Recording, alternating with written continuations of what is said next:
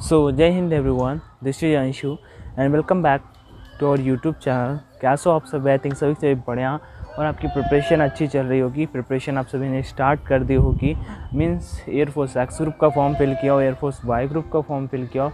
कुछ कैंडिडेट का डाउट आ रहा है तो भैया वाई ग्रुप का फॉर्म नहीं फिल हो रहा है, सारे के सारे फॉर्म फिल हो रहे हैं। वाई ग्रुप वाले के लिए आपको एक्सपेक्ट साइंस क्लिक करना होगा और अगर आपको वाई ग्रुप का पेपर ही देना है तो आप बोथ फिल कर सकते हो। कोई उसका लेवल का ऐसा नहीं होता, कोई कहता है लेवल हार्ड आता है, ऐसा कुछ भी नहीं होता। वैसे मैं बेसिकली बता दूं, कभी केवल वाई ग्रुप का पेपर दिया ही नहीं, हमेशा बोथ ग्रुप फिल करते रहें। तो मेरे पॉइंट ऑफ व्यू से ऐसा कुछ होता नहीं। पेपर बहुत ईजी आता है, स्पेशली रागा सेक्शन में रीजनिंग की जिसकी अच्छी प्रैक्टिस होती है वो 25+ आराम से बना लेता है, ठीक है। और वो टाइम मैनेज कर पाता है, क्योंकि टाइम मैनेज करना 25 मिनट में 30 क्वेश्चन थोड़ा सा डिफ़िकल्ट हो जाता है। अब ये चीज़ तो एक हो गई, एक साइड पर रख देते हैं। दूसरा, वीडियो बनाने का टॉपिक मेन मोटिव क्या था मेरा, कैंडिडेट का छोटी छोटी सी मिस्टेक्स हो जाते हैं। छोटी छोटी सी मिस्टेक लेके एग्जांपल देता हूँ। आपके नंबर 85 और आपने बाय मिस्टेक 75 डाल दिया या 84 डाल दिया पॉइंट में, जिसका परसेंटेज है 79.6% और एयरफोर्स ने लिख रखा है कि 79% होने चाहिए। आपको ऐसा लिखना है, आपके 79.8% है, एयरफोर्स ने लिखा है कि 79 परसेंटाइल किया आप, ठीक है। आपके 64% है, एयरफोर्स ने लिखा है कि 64 नंबर आपके होने चाहिए। इंग्लिश में आपके 50 नंबर नहीं है और आप फॉर्म को फिल कर देते हो। तो देखो, इन सभी चीज़ का कंक्लूजन क्या होता है, आप आपको डेट ऑफ बर्थ गलत फिल कर देते हो। अब जैसे कि एग्जांपल आपको देता हूँ, अगर आप डेट ऑफ बर्थ गलत फिल कर देते हो और इंडियन कोस्ट गार्ड का एग्ज़ाम देना चाहते हो तो आपको एग्ज़ाम देने नहीं दिया जाता है। अगर आपका सर्टिफिकेट कोई भी पुराना हो जाता है और इंडियन कोस्ट गार्ड का एग्ज़ाम देने जाते हो, आपको एग्ज़ाम देने नहीं दिया जाता है। अगर आपने मान लो, मैं कहता हूँ, नंबर में कोई भी मिस्टेक कर दी है या किसी भी डॉक्यूमेंट्स में कुछ भी मिस्टेक कर दिया है, मान लो कुछ कैंडिडेट जैसे कह रहे थे भैया हमारे इधर औरैया डिस्ट्रिक्ट नहीं आ रहा है, औरैया एक यूपी का एक ज़िला है, ठीक है, तो डिस्ट्रिक्ट नहीं आ रहा है। तो ये अगर छोटी छोटी सी मिस्टेक्स मान लो एयरफोर्स को फॉर्म को फिल करने में हो जाती हैं और आपको लगता है जैसे अब फ़ोटो का है, उन्होंने लिख रखा है कि फ़ोटो जून के बाद का, मतलब जून में ही होना चाहिए, जून का होना चाहिए और उस पर DOP लिखा होना चाहिए। DOP मतलब डेट ऑफ पोस्ट आपका लिखा होना चाहिए। डेट ऑफ पोस्ट मतलब जिस दिन आपने फ़ोटो को क्लिक किया वो मैंडेटरी है और वो कैपिटल में लिखा होना चाहिए। अब अगर यहाँ पे कोई कैंडिडेट बाय मिस्टेक अब ऐसी ही फ़ोटो अपलोड कर देता है मान लो, तो इंडियन एयरफोर्स SSC नहीं है, आपका फॉर्म रिजेक्ट नहीं होगा और ना ही मुझे ये लगता है कि कभी आउट करेंगे। इस बार तक, अभी तक बहुत ऐसे कैंडिडेट मैंने रियली देखे हैं जिन्होंने DOP भी, मतलब ऐसा करना मत, अपनी तरफ से मत करना, लेकिन जिन्होंने कर दिया है उनके लिए, या फिर जो फॉर्म फिल करने वाले हो वो ये गलतियां मत करिएगा कि जो आपका DOP जैसे मिस्टेक हो गया या फिर किसी ने कैपिटल में लिख दिया, किसी ने स्मॉल में लिख दिया, ठीक है, और फिर उनको बाद में लग रहा है भाई मेरा फॉर्म रिजेक्ट ना हो जाए। हाँ, तो इस चीज़ से बचने के लिए बस एक ही सजेशन है आप सभी को, अगर हो गया तो कोई दिक्कत नहीं, कभी भी आपको इंडियन एयरफोर्स आउट नहीं करेगा। ये कैसे बोल सकते हो, बोलोगे भैया जब आपका फेस सेकेंड एग्ज़ाम होता है, ये सारी की सारी चीज़ें एग्ज़ाम में नहीं चेक की जाती हैं। एग्ज़ाम में क्या चेक किया जाता है, जिस दिन आपका एग्ज़ाम होगा आपको डॉक्यूमेंट लेके जाना होगा। डॉक्यूमेंट्स में आपका एक तो एडमिट कार्ड होगा, वो कलर पे लेके जाना होता है, और उसके बाद आपका आधार कार्ड, पैन कार्ड। आधार कार्ड ज़्यादा कैंडिडेट लेके जाते हैं। अब मैं कहता हूँ आधार कार्ड और आपका एडमिट कार्ड में जो आपका DOP है वो मैच नहीं कर रही है, तो इसका सॉल्यूशन क्या है?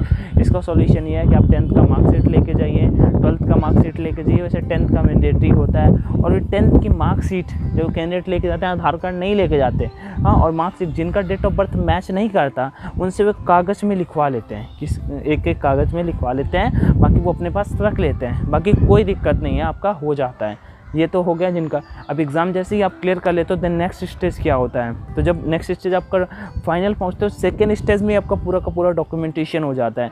और इस बार तो बहुत जल्दी आपका फेस सेकेंड एग्ज़ाम होगा। सारे के सारे कैंडिडेट को रेडी रहना चाहिए। मेरे पॉइंट ऑफ व्यू से आप सभी को मेडिकल एग्ज़ाम के लिए भी रेडी रहना चाहिए। रनिंग जिसने नहीं स्टार्ट की, रनिंग स्टार्ट कर दो। पढ़ाई ठीक है, अगर आप अच्छा स्कोर करते हो, मैं कहता हूँ 30 तारीख का आपका फिर सेकेंड मतलब पेपर ख़त्म होंगे और 30 के बाद आपका 10 तारीख को 10 अगस्त को आपका रिजल्ट आ जाएगा, तो आपको 20 अगस्त से फेस सेकेंड स्टार्ट होंगे। और जैसे ही फेस सेकेंड जो रिजल्ट का वेट करेगा, मान लो मैं 30 को पेपर ख़त्म किया, सोचा जब रिजल्ट आ जाएगा, 10 दिन में रिजल्ट आया, 10 दिन में रनिंग तैयार हो जाएगी। क्या रनिंग तैयार 10 दिन में पढ़ कर तो रिवीजन करके मे भी एक बार पास हो सकते हो, लेकिन जब रोड में दौड़ोगे ना, दिल्ली सेंटर में, कानपुर सेंटर में, अम्बाला सेंटर में, जोधपुर सेंटर में, भोपाल सेंटर में या बेंगलोर सेंटर में, भाई पता है धुआं निकल जाएगा। तैयारी नहीं की होगी ना, तो जैसे ही 500 मीटर जाओगे बस लगेगा कि हो गया एयरफोर्स, 4 साल के लिए भी नहीं जा पाओगे। डिमोटिवेट नहीं कर रहा हूँ, मेरा क्या ये मोटिवेट टाइप में कर रहा हूँ कि अभी से स्टार्ट करो, एक टाइम चाहे जाओ। प्रिपरेशन पढ़ाई ज़रूरी है, लेकिन उसके साथ में फर्स्ट सेकंड एग्ज़ाम को भी टारगेट करके चलो। आज से मैं बताऊँ ना तो आपको आज से मैं बोलूँ ना तो आपके पास फर्स्ट सेकंड एग्ज़ाम के लिए जो टाइम है लगभग 45 दिन मान सकते हो, 45 दिन आप मान सकते हो जिनका पेपर निकल जाएगा। और जिनका टाइमिंग अगर 7 मिनट आता है ना, 7 मिनट 7.5 मिनट, उनको 6.5 मिनट लाने के लिए इतना टाइम लग जाएगा। और जब वो मेहनत करेंगे अच्छे से 30-35 दिन लग जाएंगे उनको। लगता है कि यहाँ पे 6:30 6:45 ला रहे हैं और ग्राउंड वहाँ पे जाकर जोश आ जाएगा तो बिल्कुल 6 मिनट में मार दोगे, तो भाई ये सब ऐसे ही होता है यार, वहाँ पे कुछ ऐसा होता नहीं है। आपको प्रिपेयर रहना होगा, ठीक है। और जो गलतियाँ किसी से हो रही हैं उन गलतियों का एक ही सॉल्यूशन है कि आप सभी ऐसा करिए कि जितने मतलब जो हो गई ठीक है, जिनको फॉर्म फिल करना है वो कोई भी मिस्टेक मत करो। जिनसे हो जाते हैं, एयरफोर्स कभी भी आपको फॉर्म रिजेक्ट नहीं करता, एसएससी की तरह ना आपका डीओपी ना कुछ भी, ऐसा कुछ भी मिस्टेक अगर हो जाता है तो आपको उसकी सारी की सारी चीज़ें आपको मतलब एक सॉल्यूशन होता है, वो फर्स्ट सेकंड एग्जाम में आपसे वैसे करा लिया जाता है। इंग्लिश में किसी नंबर गलत डाल दिया, वो चीज़ वो लिख के ले लेते हैं, फिर आपसे वो डॉक्यूमेंटेशन आपको नियर एएससी पे जाके वो फिल करना पड़ता है, ठीक है। ये सीजन मतलब बिल्कुल अलग ही टाइप का हो रहा है, अंधेरा छा गया भाई, लगता है बारिश होगी। चलो ठीक है, तो अब एक चीज़ ज़रूरी है, मॉक टेस्ट प्रैक्टिस करते रहिए, मॉक लगाते रहिए, ज़्यादा से ज़्यादा अपना स्कोर शेयर करते रहिए। आपका जो स्कोर अगर नहीं बढ़ रहा हो तो भी मुझे शेयर कर सकते हो कि कितना स्कोर भैया इतना स्कोर नहीं आ रहा है। अपना रीजनिंग वाले रीजनिंग के लिए मॉक लगाओ। देखो रीजनिंग हो, एयरफोर्स मैक्स ग्रुप का मैथ हो या फिर फिजिक्स हो, अगर आप इनकी प्रैक्टिस नहीं करोगे तो पेपर में बैठे सोचते रहोगे कि भैया इतना स्कोर कहाँ से आया। मतलब स्कोर आपको मे भी पेपर आता होगा, लेकिन स्कोर करने के लिए आपके पास टाइम तो चाहिए ना। रीजनिंग 25 मिनट में 30 क्वेश्चन करना बच्चों का खेल नहीं है। और ये सोचो कि बिल्कुल नंबर सीरीज का छोटा स्क्वायर का क्वेश्चन आ जाता है कि 4 9 16 और फिर 25 आपको फिल करना होगा।